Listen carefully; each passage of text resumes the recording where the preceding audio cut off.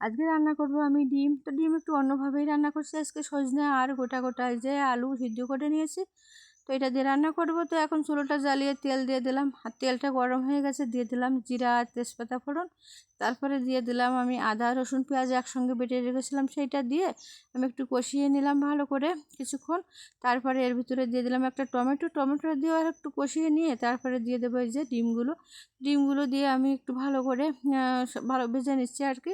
তো তারপরে আমি দিয়ে দেবো যে আলু আর যে সজনাটা আমি কেটে রেখেছি সেইটা সব দিয়ে দিলাম। দিয়ে এখন আমি আর একটু নেড়ে ছেড়ে নিচ্ছি সব কিছু একসঙ্গে।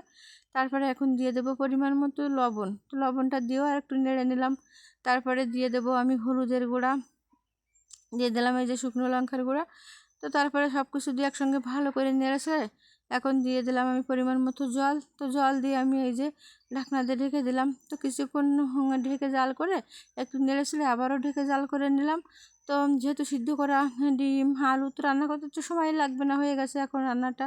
আমি সামান্য একটু চিনি দিলাম, আর এখন এই যে মশলা বাটা দিলাম, জিরা বাটা দিলাম, সব কিছু দিয়ে একটু নেড়েছিলে মিনিট খানিক আমি জাল করে নিয়ে এখন নামিয়ে নিলাম আমার এই যে ডিম সজনে আর আলুর রেসিপি। তো কেমন লাগলো জানাবেন।